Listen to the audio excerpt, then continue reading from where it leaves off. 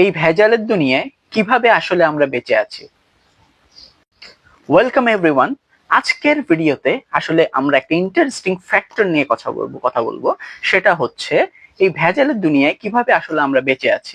সেটা হচ্ছে যে আমরা প্রতিনিয়তই প্রচুর ভেজাল খাদ্য খাচ্ছি, ভেজাল ফলমূল খাচ্ছি, কিন্তু খাওয়ার পরেও আমরা কিভাবে সার্ভাইভ করে যাচ্ছি। আজকের ভিডিওতে চলুন জেনে আসি। ভেজাল খাদ্য বলতে সাধারণত আমরা বুঝি যে আমরা প্রচুর পরিমাণ প্রিজারভেটিভ খাচ্ছি, প্রচুর পরিমাণ কেমিক্যালস খাচ্ছি, যেমন ক্যালসিয়াম কার্বাইড, ফরমালিন।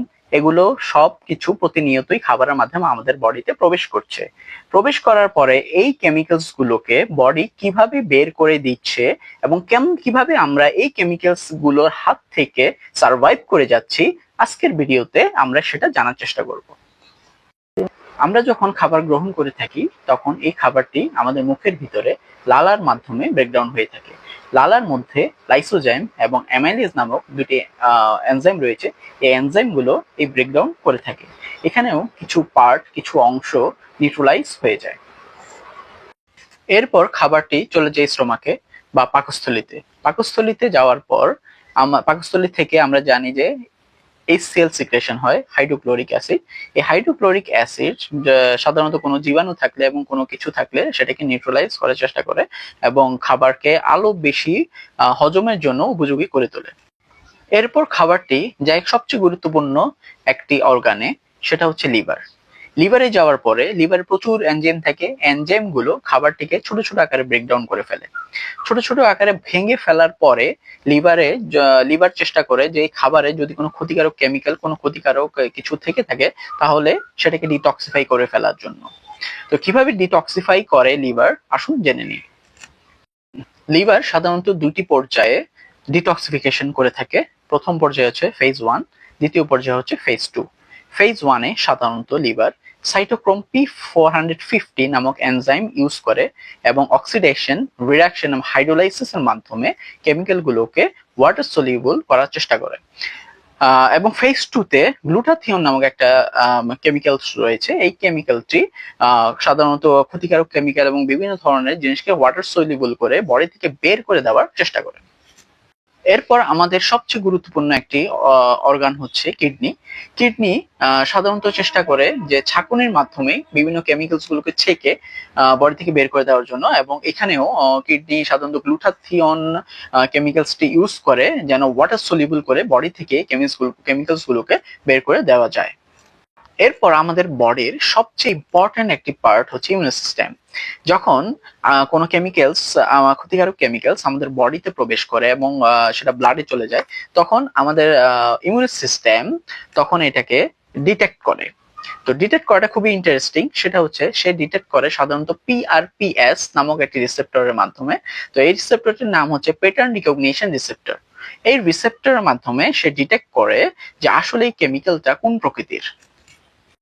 যখনই ডিটেকশন হয়ে যায় তখনই আমাদের মাস্ট সেল কিছু হিস্টামিন রিলিজ করে। এই হিস্টামিন রিলিজের মাধ্যমে হিস্টামিন সিগন্যাল দেয় WBC কে, মানে হোয়াইট ব্লাড সেলকে, যে কিছু প্রহরী পাঠানোর জন্য। প্রহরীগুলো যথাক্রমে হচ্ছে নিউট্রোফিলস এবং ম্যাক্রোফেজ। এই নিউট্রোফিলস ম্যাক্রোফেজ এসে তখন এই কেমিক্যালসটাকে ডিটেকশন করে তারা ফ্যাগোসাইটোসিস প্রক্রিয়ায় গিলে ফেলার চেষ্টা করে এবং হজম করে ফেলার চেষ্টা করে। এরপরও যদি এই কেমিক্যালস গুলো আমাদের বডিতে থেকে সাধারণত রিঅ্যাক্টিভ অক্সিজেন স্পেসিস তৈরি করে, যেটা আমাদের জন্য খুবই ক্ষতিকর, আমাদের শরীরের জন্য খুবই ক্ষতিকর।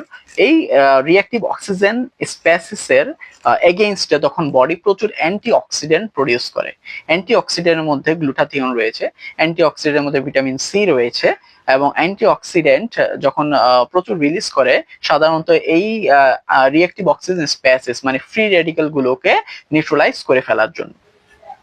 আর যেই সমস্ত কেমিক্যালস বডি ভাঙতে পারে না সেই সমস্ত কেমিক্যালস গুলো সাধারণত ঘামের মাধ্যমে বডি বের করে দেওয়ার চেষ্টা করে। একটি সবচেয়ে ইম্পর্টেন্ট এবং হচ্ছে ইন্টারেস্টিং পার্ট হচ্ছে আমাদের বডিতে যখন কোনো অজানা মলিকুল ঢুকে, কোনো যখন অজানা কেমিক্যালস ঢুকে বা কোনো জীবাণু ঢুকে, তখন বডি ওই জীবাণুর এগেইনস্টে, ওই কেমিক্যালস এর এগেইনস্টে কিছু নিউট্রালাইজিং ফ্যাক্টর তৈরি করে, যেগুলো মেডিকেল সায়েন্সের এখনো অজানা। এবং এই নতুন নতুন বায়োমলিকুলস রিলিজের মাধ্যমে ওই কেমিক্যালস এর এগেইনস্টে এবং জীবাণুর এগেইনস্টে বডি অনেক বায়োমলিকুলস তৈরি করে, যেই কারণে আসলে এই ধরনের মানে ক্ষতিকারক কেমিক্যালস আমাদের বডিতে প্রবেশ করার পরেও আমরা আসলে দীর্ঘদিন সার্ভাইভ করে যাচ্ছি। আসলে আমাদের বডি আমাদের কে বিভিন্নভাবে প্রোটেক্ট করে থাকে অজানা মলিকুল, অজানা কেমিক্যালস এবং অজানা অনেক জীবাণুর সাথে যুদ্ধ করে বডি আমাদেরকে প্রোটেক্ট করার চেষ্টা করে। তাই আমাদেরও উচিত বডি টেক কেয়ার করা। তো বডি টেক কেয়ার করার জন্য সবচেয়ে গুরুত্বপূর্ণ একটি উপাদান হচ্ছে ভিটামিন সি, অ্যান্টিঅক্সিডেন্ট।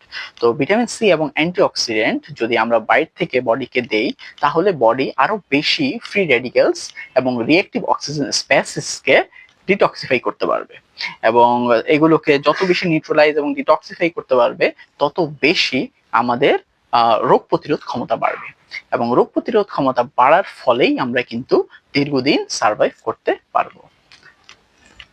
আসলে বডিকে বলা হয় সবচেয়ে সফিস্টিকেটেড একটা মেশিন, যেই মেশিন পৃথিবীর কোনো মেশিনের সাথে তুলনার যোগ্য নয়। আল্লাহ পাক রাব্বুল আলামিন আমাদের এই মেশিনটিকে এমন ভাবে তৈরি করেছে যেন প্রত্যেকটি প্রতিকূলতার সাথে আমাদের এই মেশিনটি যুদ্ধ করতে পারে। প্রত্যেকটা জীবাণু, অজানা কেমিক্যালস এর সাথে যেন আমাদের বডি যুদ্ধ করতে পারে।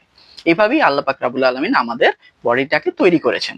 তারপরেও আমাদের হায়াতের একটা লিমিটেশন রয়েছে, এই লিমিটেশনের মধ্যেই আসলে আমরা সার্ভাইভ করে থাকি। ভিডিওটি কেমন লাগলো জানাবেন। যদি ভিডিওটি ভালো লেগে থাকে তাহলে অবশ্যই লাইক, সাবস্ক্রাইব করে সাথে থাকবেন। আসসালামু আলাইকুম।